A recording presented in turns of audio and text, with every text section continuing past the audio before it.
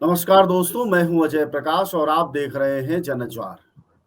विधानसभा चुनाव के बाद जो परिणाम आए, उसके बाद से कांग्रेस पार्टी में खलबली मच गई। 5 राज्यों के विधानसभा चुनाव उनके अनुकूल नहीं रहे, न सिर्फ उनके खिलाफ गए बल्कि ऐतिहासिक रूप से खराब प्रदर्शनों में से एक थे।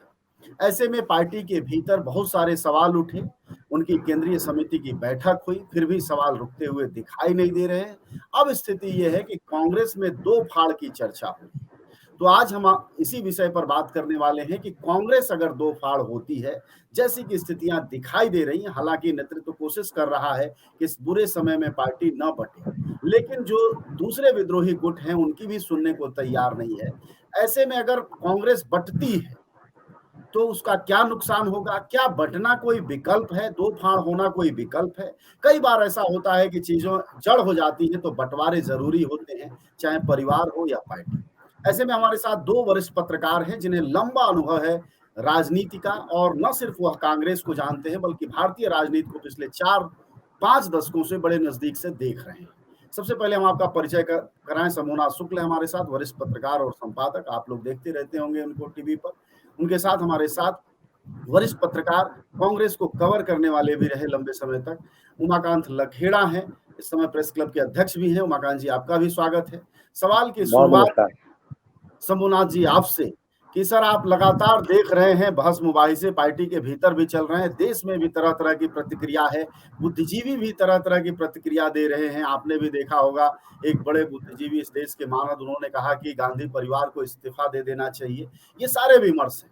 हमारा सवाल ये है कि अगर 2 फाड़ होता है कांग्रेस का, तो क्या उससे पार्टी का कोई फायदा अभी की स्थिति में नजर आता है?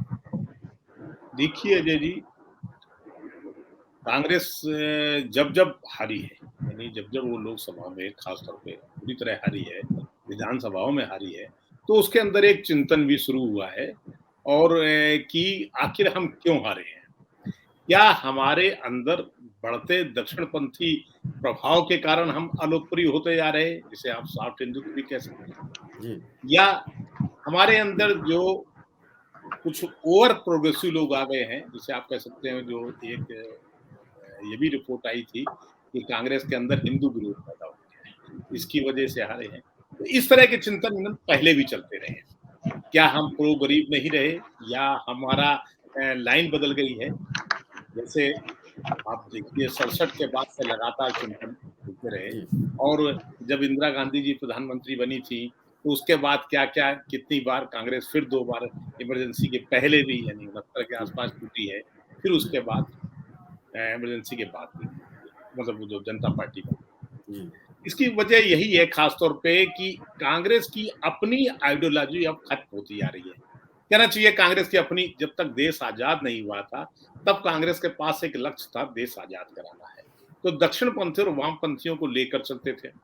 उसके बाद जब देश आजाद हुआ, तो कांग्रेस अपनी किसी नीति पर चल अमल नहीं कर पाई। कभी उसमें दक्षिणपंथी हावी होते थे, कभी वामपंथी। अब ये एक ऐसा दौर, चूंकि वो परिवार के कारण एक बनी रहती थी। परिवार जो जवाहरलाल नेहरू परिवार है, परिवार जिसको गांधी सरनेम मिला हुआ है, या जिसके 3 प्रधानमंत्री हुए, जी। नेहरू जी के बाद इंदिरा जी और फिर राजीव जी।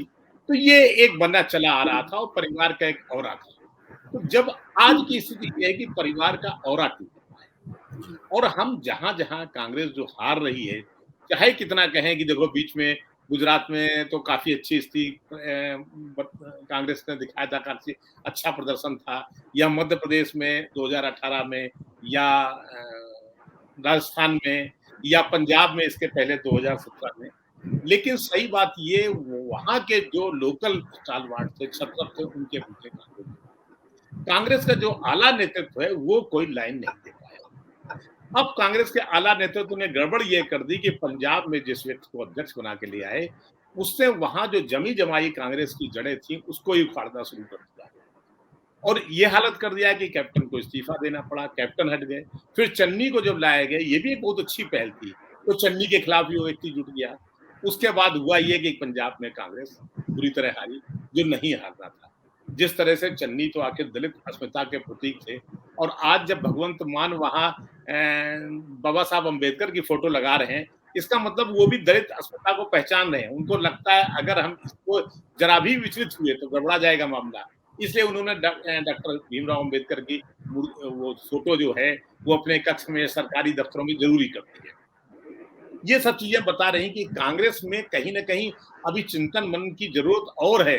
कांग्रेस के अंदर ये सोचना चाहिए और कांग्रेस को मेरा ख्याल है कि परिवार के दायरे से बाहर सोचना चाहिए। परिवार कुछ इतना ज्यादा प्रभावी हो गया है कि जैसा कि लोग बताते हैं, मैं तो उस तरह से नहीं उनके अंदर जानता हूं, पर 2-3 कांग्रेस के भी नेता मिले, उनका जो कि परिवार के ही खास माने जाते हैं, उन्होंने भी कहा कि जानते सब हैं कि हारे क्यों हैं, लेकिन बोल नहीं सकते। अभी 3-4 दिन पहले कांग्रेस के नेता ने कहा कि हमें अच्छी तरह पता है हम हारे क्यों हैं, लेकिन बोल नहीं सकते, उसे पब्लिकली हम नहीं कह सकते। तो जो परिवार का दबाव है, परिवार की भयावहता है और लोगों को डर है, दो फाड़ हुई तो है परिवार जो है, परिवार के बिना हम चौपट हो जाएंगे। तो नहीं, मुझे लगता है कांग्रेस को और कांग्रेस के नेताओं को परिवार के बिना भी सोचना चाहिए, क्यों जब तक आप परिवार के साथ चिपटे रहेंगे, लपटे रहेंगे, तो उसके अलग नहीं सोच पाएंगे। तो आज की धारा अलग है।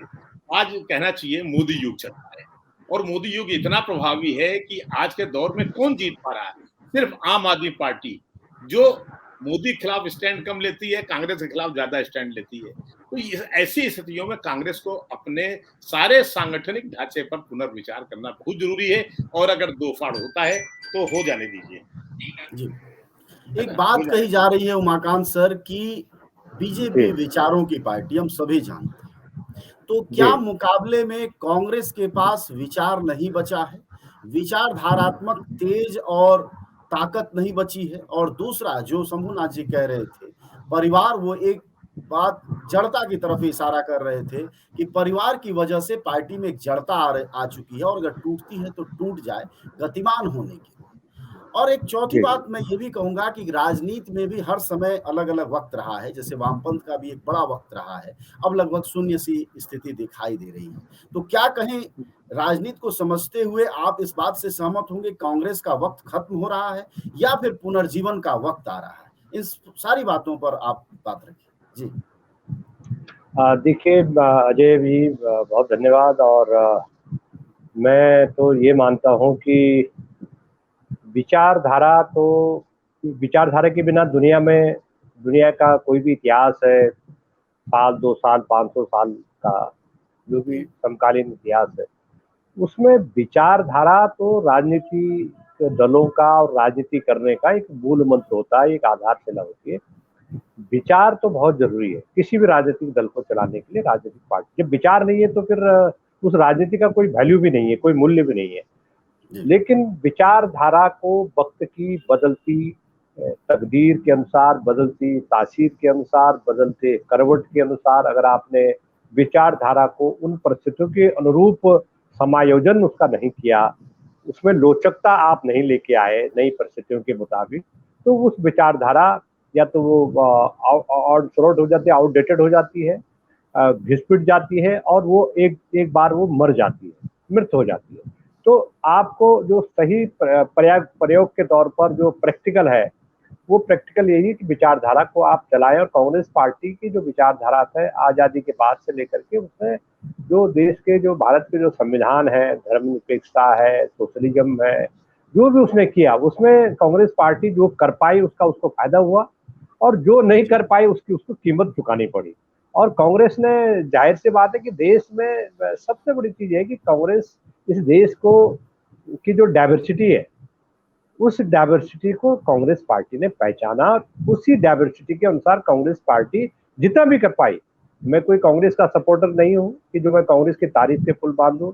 मैं तो छात्र जीवन से कांग्रेस के खिलाफ ही बोलता था जी। तो कांग्रेस के खिलाफ ही लगातार हम लोग क्रिटिकल रहते थे। लेकिन समस्या ये है कांग्रेस के साथ कि कांग्रेस ने बदलती जो चुनौतियां हैं हमारे देश की, हमारे समाज की, उन चुनौतियों के अनुरूप अपने को ढालने में नाकामी हासिल की, नाकाम रही। और अब ये जो कांग्रेस की जो आलोचक है, हम जैसे उसको कवर भी करते रहे हैं और उसकी आलोचना भी करते रहे हैं। तो हमारे जैसे बहुत सारे लोगों को लगता है कि कांग्रेस पार्टी आज कमजोर इसलिए हो गई कि कांग्रेस में जो है परिवारवाद का एक वर्चस्व है। परिवारवाद के वर्चस्व से कांग्रेस कमजोर हो गई और बिखर गई, टूट गई, लोग उसे छोड़ के भाग रहे हैं। और ये जनरेशन का फर्क हो गया है। राहुल गांधी पुराने जनरेशन के लोगों को पसंद नहीं करते हैं, और वो उन्होंने कई साल पहले जब कांग्रेस के अध्यक्ष बने थे तो उन्होंने कहा मैं एक नई कांग्रेस चाहता हूँ। तो नई कांग्रेस कहाँ है आपकी? नहीं, किसने आपको नई कांग्रेस बनाने से रोका था? आपको तो 10 साल तो आप पार्टी के अध्यक्ष रहे, किसने रोका आपको? 10 साल नहीं, 8-7 साल, 2013-14 से लेकर के अब 2019 तक रहे वो, जब उन्होंने छोड़ दिया। अब सवाल ये कि ठीक है, आप हार गए, आपको झटके लग गए, आप तो ये आप पूरी जो कांग्रेस की जो नाव है, उस नाव को आप समुद्र में ले जा रहे थे और वहां तूफान आया, थोड़ा संकट आया और आपने कूद मारी, आप तो बाहर भाग गए। और अब जो है जितने भी फैसले हो रहे हैं कांग्रेस पार्टी में 2019 से लेकर के, आप एक एडोकेजम कांग्रेस पार्टी में चल रहा है। अब सवाल ये कि आपने तो कांग्रेस का अध्यक्ष पद छोड़ दिया।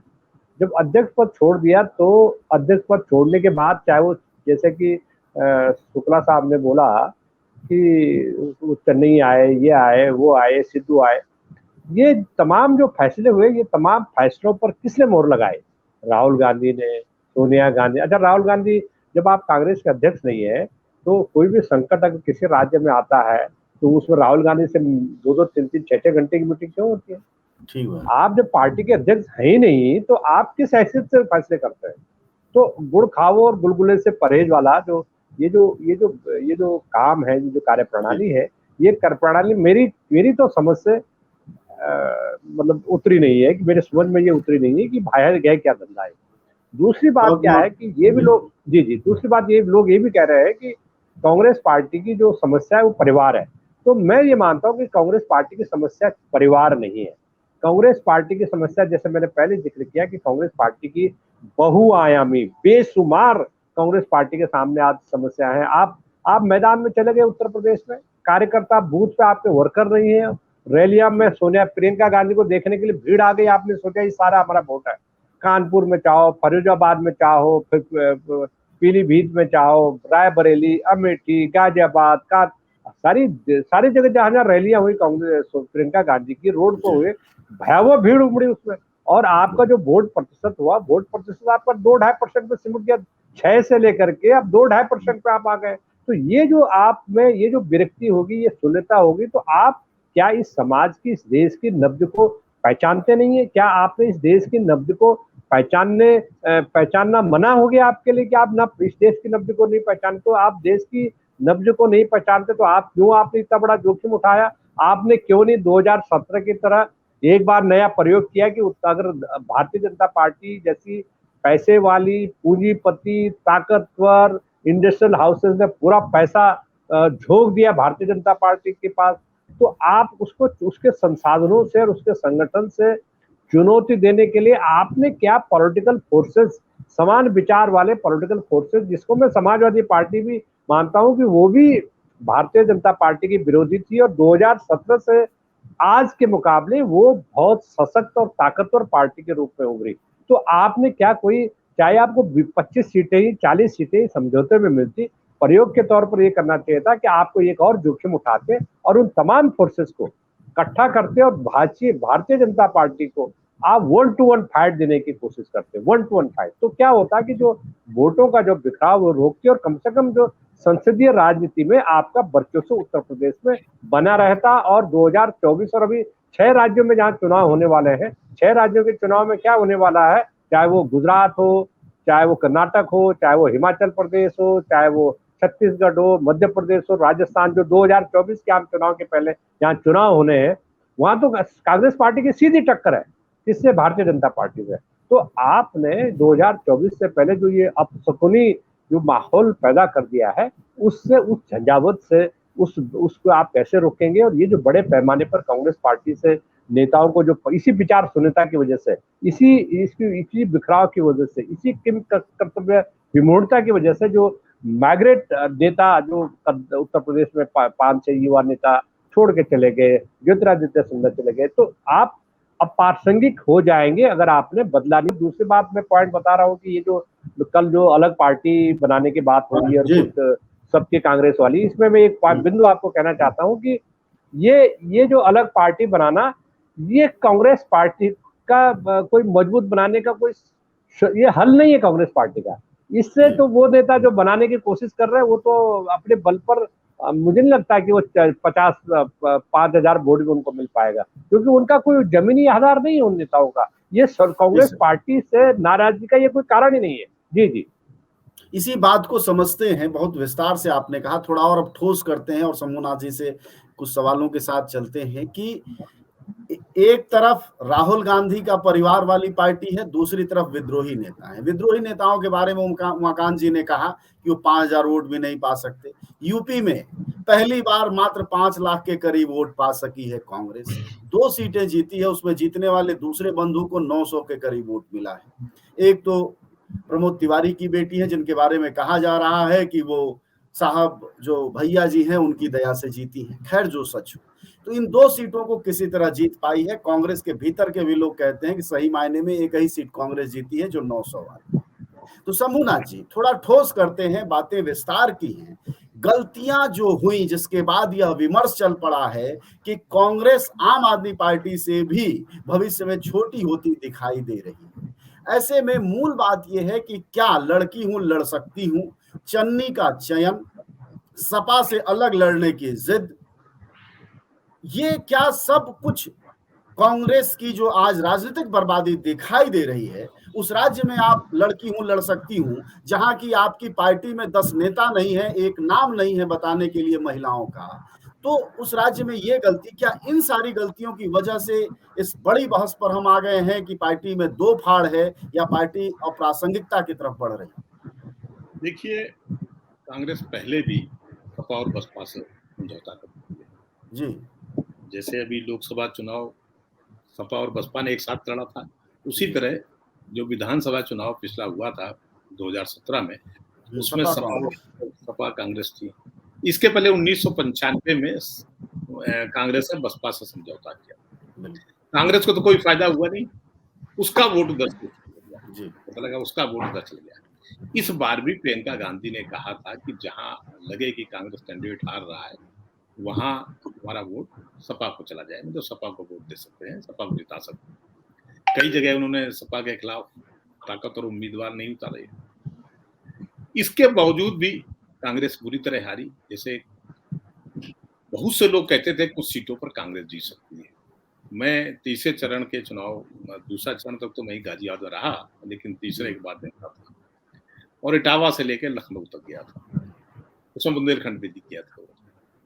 तो वो जो तीसरे चरण के बाद एक अलग बात पता चली, जो शायद कांग्रेस को भी या समाजवादी पार्टी भी इसका खंडन नहीं कर पाई, वो था बड़ा अपराध। जब हाशिए पर पड़ी पिछड़ी जातियों ने देखा कि समाजवादी पार्टी ना आ जाए, इसलिए भी उनका वोट सिद्ध किया, क्योंकि जो हाशिए पर पड़ी पिछड़ी जातियां हैं उनको हम काउंट नहीं करते। हम कहते हैं कि जाट लैंड, यादव लैंड, ब्राह्मण वर्चस्व वाली, ठाकुर वर्चस्व वाली, तो हम ये उनको नहीं काउंट कर पाते और हम मान के चलते हैं कि इनका कोई वर्चस्व नहीं है। किनका? केवट का, माली का, कहार का या और तमाम सारी पिछड़ी जातियां जो हैं, जो हाशिए पर पिछड़ी जातियां हैं। और पिछड़ी जातियों को मोटे मोटे तौर पे हम 4 रूप में मान लेते हैं, एक यादव, कुर्मी और लोग अधिक से या जाट ईस्टर्न यूपी में। लेकिन इनके यहाँ भी सेंध लगी, जो पिछड़ी जातियों का क्रीमी लेयर है वहां भी जो सेंध लग गई, वो सब बीजेपी में चला गया। कुर्मियों के जो 41 लोग जीते हैं उसमें 27 तो बीजेपी से हैं। उसी तरह लोधों का मतलब सर देखिए, ये जब विश्लेषण सपा को लेकर होगा तो ज्यादा सटीक बैठेगा। कांग्रेस तो जाति से लड़ भी नहीं रही थी, वो तो सामान्य नारे से लड़ रही थी। मैं वही आ रहा हूँ कांग्रेस पे जी। अब तो जब वो नहीं जा रहा है, ऐसे मौके पे आप कहें कांग्रेस सपा को वोट दे देना, तो कांग्रेस को जो वोट जाता था वो भी भाग गया, वही बीजेपी को चला गया। प्रियंका गांधी ने एक बड़ी गड़बड़ की, यानी 2017 में जो गड़बड़ की थी राहुल ने, वही प्रियंका ने कर दी, वही वोट भाग गया। जैसे मेरा घर कानपुर जिस सीट पर है, किदवई नगर सीट पर, वहां अजय कपूर लड़ रहे थे और कांग्रेस के दमदार कैंडिडेट है, माना जाता था भी इस बार जीत जाएंगे, क्योंकि जो बीजेपी का उम्मीदवार था महेश त्रिवेदी, वो पिछली बार एक बार भी नहीं आया कभी अपने विधान। सवा 6 महीने पूरा कर और उन्होंने कह दिया है तुमको वोट देना हो तो दो, न देना हो। इसके बावजूद लगभग 60,000 वोटों से हार गया जेडीयू। तो इस क्या मतलब है, कहाँ कमी है?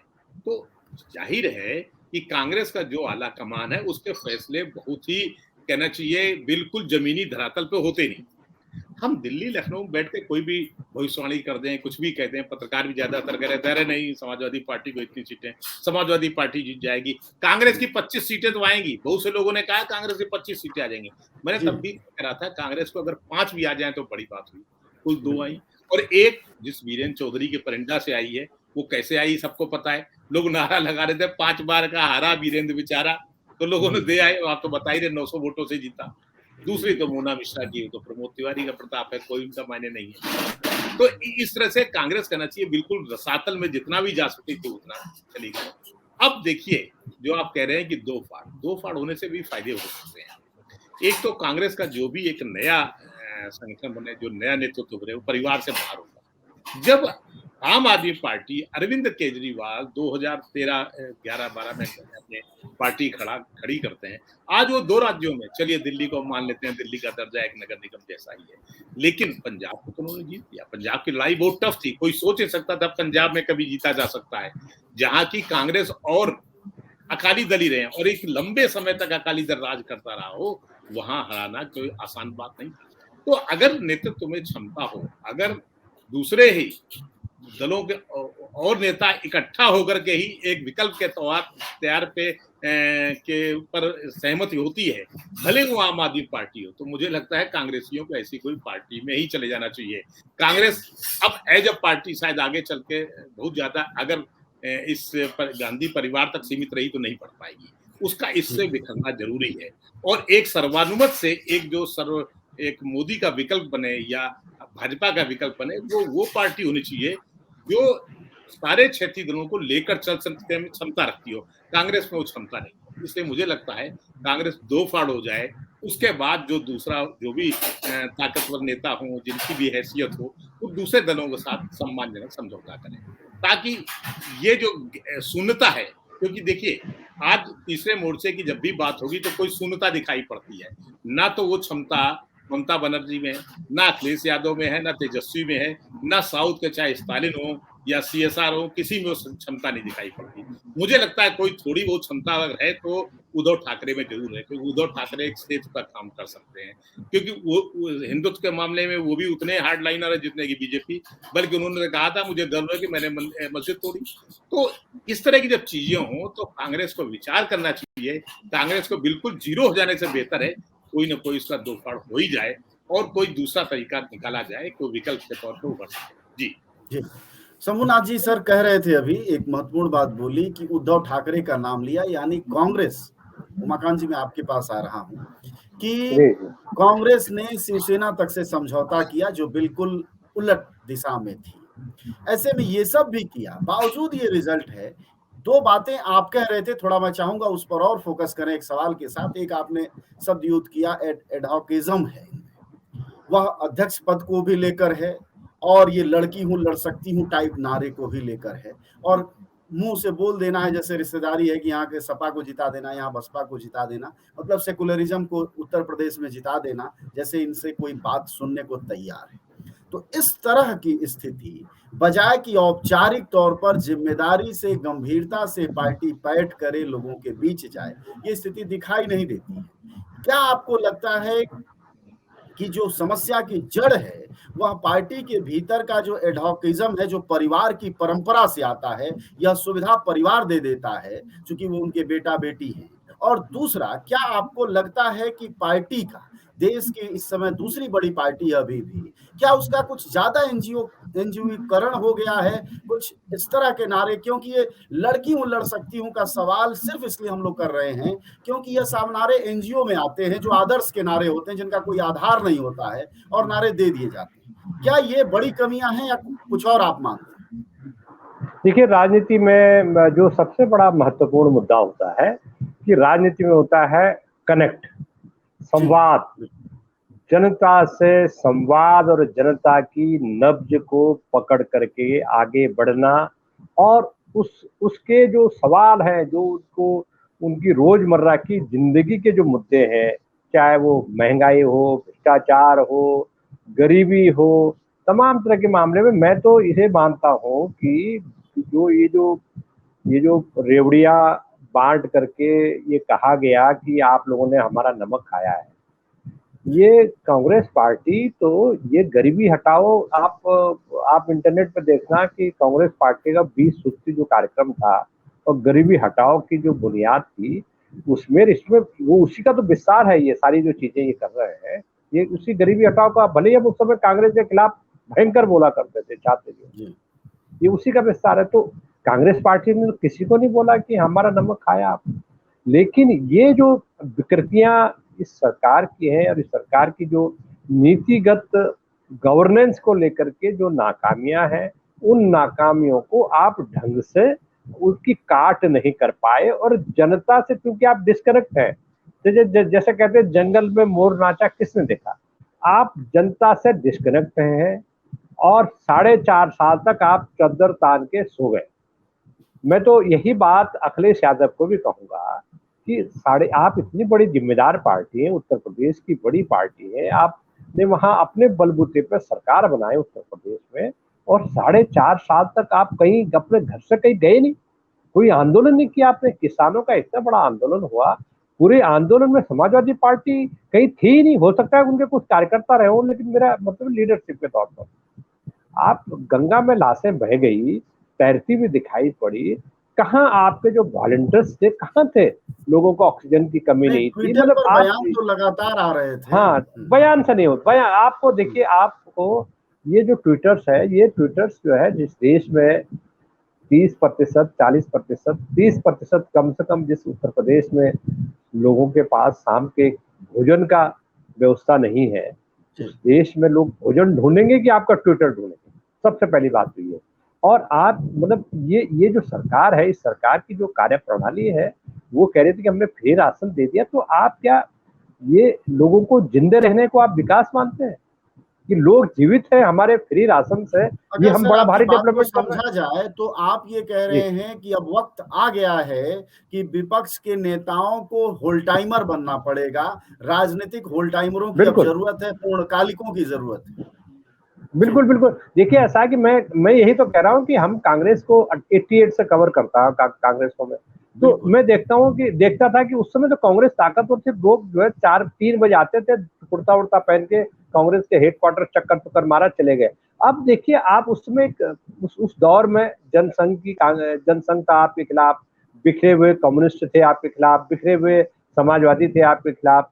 आज की तारीख में आपका जो मुकाबला है वो नरेंद्र मोदी और अमित शाह की पार्टी से है, जो राउंड द क्लॉक काम करती है। आप ये बताइए ना कि यहाँ उत्तर प्रदेश का चुनाव के नतीजे आए और सुबह अगले दिन 9 बजे 10 बजे नरेंद्र मोदी का रोड शो अहमदाबाद में निकल रहा था। तो आप देश के प्रधानमंत्री, और एक राज्य में कुछ महीने बाद, अभी चुनाव दूर है, एकदम सर पर नहीं है, 2-4 महीने बाद होगा, आप जो रोड शो शुरू कर दिया वहां, तो ये कांग्रेस पार्टी कहाँ थी ये रोड शो में? और आज आप जो फैसले करते हैं, उस फैसले में जनता की भागीदारी कहाँ होती है? आप जो है, मैं आपको बता रहा हूँ, 2019 में कांग्रेस पार्टी जब लोकसभा का चुनाव हारी और राहुल गांधी ने त्याग पत्र देख के वो मैदान से भाग खड़े हुए, तब ये तय हुआ था कि चिंतन शिविर एक होगा और चिंतन शिविर में हार की नाकामियों पर एक बैठक होगी। उसके बाद हम दिशा तय करेंगे कि कांग्रेस पार्टी में कौन सी कमजोरियां थी, वीकनेस थी, उसकी किसकी वजह से हम हार गए। 2019 की बात कर रहा हूं मैं जी। वो चिंतन शिविर आज तक नहीं हुआ। अब वो ढाई साल जो कांग्रेस की जो घड़ी है, वो घड़ी जो है 2.5 साल पहले पीछे चल रही है। अब वो जब आपने सब कुछ लुटा दिया, तब आप जो है, तब आपको चिंतन शिविर की याद आ रही है। ये चिंतन शिविर आपने पहले क्यों नहीं किया? और आप अगर G23 जो ग्रुप है वरिष्ठ नेताओं का, ये कुछ मुद्दे उठा रहे हैं, ये आपके खिलाफ कोई प्रचार करने नहीं जा रहे, पार्टी के खिलाफ प्रचार करने नहीं जा रहे हैं। ये पार्टी की लीडरशिप की ये जिम्मेदारी है कि वो सारे नेताओं को जो नाराज है उनको साथ में लेके बिठाए और साथ में लेके चले और देश को, पार्टी को एक्टिव करे, सक्रिय करे। अब आपका संगठन पर आपने कोई ध्यान नहीं दिया, पार्टी कार्यकर्ताओं का आपने कोई ध्यान नहीं दिया, उनकी कोई लेना देना आपका नहीं है। उनको साथ एक मानवीय रिश्ता भी होता है राजनीतिक पार्टियों का, एक मानवीय रिश्ता भी होता है। आपने कार्यकर्ताओं को भगवान के भरोसे छोड़ दिया कि आप जहां मर्जी जो करो। जैसे प्रियंका गांधी ने उत्तर प्रदेश में कहा कि जो हमको वोट दे सकते हैं हमें दे दे, अब बाकी जो बचे हुए हैं वो समाजवादी। इससे बड़ा मूर्खतापूर्ण, मैं बड़ा इज्जत लड़की की करता हूँ, प्रियंका की, कि भाई वो लड़की कम से कम दम खम से बाजार में उतरी। लेकिन आपकी जो पॉलिटिकल इमेच्योरिटी से इस तरह के बयान देना, और इस तरह के बयान करके आपको कहना कि जैसा शंभू जी ने कहा कि बाकी आप वोट उनको दे देना, ये जो आपको दिखाता है, ये दिखाता है कि आपके अंदर ना तो कोई आपकी रणनीति है, ना कोई तैयारी है, ना कोई आपके पास कैडर है, ना आपके पास बूथ मैनेजमेंट है, ना आपके पास संसाधन उस लेवल के हैं जो नरेंद्र मोदी की पार्टी के पास है, अमित शाह की पार्टी के पास है। आपके पास 1 रुपया होगा, उनके पास 50 लाख रुपए, एक अगर उस अनुपात में, तो उनके पास पैसे की कोई कमी नहीं है। वो तो उन्होंने पूरा हाईजेक, पूरा पैसे को पूंजीपतियों से, जो भी, वो तो कभी दुनिया में ये लोग नहीं रहेंगे, तब कभी जांच होगी तब पता लगेगा कि इन लोगों को पैसा कहाँ से आता है। तो ये जो चीजें उन्होंने जो एक किस्म से हर चीजों को संस्थागत कर दिया। अब धर्म और राजनीति का उन्होंने ऐसा सामंजस्य स्थापित कर लिया, आप उससे बाहर निकल ही नहीं सकते। भाई वो कह रहे थे हम हिंदू पार्टी है, भारतीय जनता पार्टी हिंदुओं की पार्टी है, हमको वोट दो। अब ये बताइए कि भारत का जो निर्वाचन आयोग में कहीं नहीं लिखा हुआ है, संविधान में कहीं नहीं लिखा हुआ कि आप धर्म के आधार पर इस देश में राजनीति करें।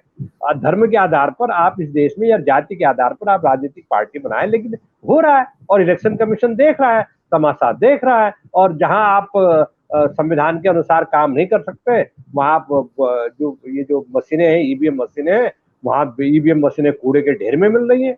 ईवीएम मशीनें उनकी जो रिटर्निंग ऑफिसर है उसकी गाड़ियों में मिल रही है, उसके घर पे मिल रही है, मोहल्ले में मिल रही है। तो तमाम तरह के जो सवाल है, ये सवालों पर कांग्रेस पार्टी को, कांग्रेस के नेतृत्व को जवाब देना होगा, क्योंकि ये इस तरह से चलेगा नहीं। आप अगर भारतीय जनता पार्टी का मुकाबला जिस एडोकेजम से आप चल रहे हैं, आप मुकाबला नहीं कर सकते। और एक जगह इसी तरह से चलता रहा, आप हिस्ट्री हो जाएंगे, इतिहास 0/0 ये हो जाएंगे। कोई मुझे नहीं लगता कि कोई इसके लिए इसमें कोई देर बची है। जी सर, आखिरी टिप्पणी एक छोटी सी शंभूनाथ सर आपसे लेंगे, उसके बाद इस बातचीत को हम लोग खत्म करेंगे। टिप्पणी ये चाहेंगे कि जो उमानाथ जी कह रहे हैं बार बार कि राजनीति का एडोकिज्म जो है वो तो है ही, उसके साथ साथ क्या लगता है कि जो इनकी राजनीतिक अपरिपक्वता है, चूंकि इनको नेता मान लेने की एक स्वाभाविक वृत्ति इसलिए है क्योंकि उस राजनीतिक परिवार से आते हैं, ये जो नुकसान है इसकी भरपाई क्या कांग्रेस अगर अपने इस नेतृत्व को बनाए रखती है, तीनों नेताओं को, सोनिया गांधी, राहुल गांधी और प्रियंका गांधी, कि उनके पास 2 मुट्ठियां थी, एक लोकसभा में खुल गई और दूसरी ये विधानसभा में जार जार हो गई, तो अब ऐसी कोई मुट्ठी बची भी नहीं है। बावजूद अगर यह जिद रहती है और पार्टी का नेतृत्व परिवार के पास ही रहता है, तो भविष्य में इन्हें क्या भुगतना होगा? एक छोटी सी टिप्पणी। जी, एक तो उमाकांत जी ने बड़ी मजेदार बात कही कि 0/0 है। 0/0 का मतलब हो गया अनंत है। भाई 0 में 0 भाग दोगे तो अनंत हो जाएगा फट से। खैर उनका मकसद ये था खत्म हो जाएंगे। कांग्रेस जो है वो अनंत हो गई है। अनंत में चली पार्टी अनंत में विलीन हो जाए तो मैं तो उमाकांत जी से सहमत हूँ कि भाई जो G23 के लीडर है, जो ईमानदार है, ऐसा नहीं कि सब के सब उसमें बेईमान, क्योंकि सवाल ये कि उनको अपनी तो हैसियत बनाए रखनी है। पार्टी जब तक अपनी हैसियत नहीं बनाएगा नेता, तो खत्म हो जाएगा। इसलिए वो कोशिश करेंगे कि किसी भी तरह पार्टी बनी रहे, भले वो दूसरों समझौता करें। यानी मोदी का विकल्प, आज की जरूरत ये नहीं है कि 10वीं पार्टी बने या तीसरा मोर्चा भी कोई बने। आज का विकल्प एकमात्र यही है कि मोदी का विकल्प बनिए। अगर आप मोदी का विकल्प नहीं बनेंगे तो सारी पार्टियां, सारी पॉलिटिकल सिस्टम ध्वस्त हो जाएगा। जिस तरह सही कहा इन्होंने, उमाकांत जी ने, कि जिस तरह से पैसा अनाप शनाप धन आ रहा है और 24 घंटे को राजनीति करते हैं। मुझे लगता है कई बार अक्सर भी होता है, एक आदमी जो 70+ का है, कैसे वो आदमी 22 रैलियां की उत्तर प्रदेश जीतने के लिए, 22 रैलियां मायने रखती हैं, और रोड शो किया 3 दिन लगातार, और अगले दिन फिर वहां जाके, मतलब जब रिजल्ट आया तो उसके अगले दिन जाके अहमदाबाद में रोड शो कर रहे हैं। तो इस तरह का राजनीति में, इस तरह का, मैं यही कहूंगा, जीतने के लिए अगर आपको राजनीति खुद को बनाए रखना है तो समर्पण भाव चाहिए। वो समर्पण भाव हमें नहीं दिखाई पड़ता है। तो ये एक बहुत बड़ी कमी है कांग्रेस पार्टी की। इसलिए कांग्रेस का अगर विखंडन का मतलब बंटवारा होता है, तो मैं कहूंगा ये कांग्रेस के लिए हितकारी है। न गोदी मीडिया न विरोधी मीडिया, न इसकी मीडिया न उसकी मीडिया, हम हैं जनता की मीडिया जनज्वार। जनज्वार की हर खबर को जन जन तक पहुंचाने के लिए फेसबुक पेज को फॉलो करें, शेयर करें।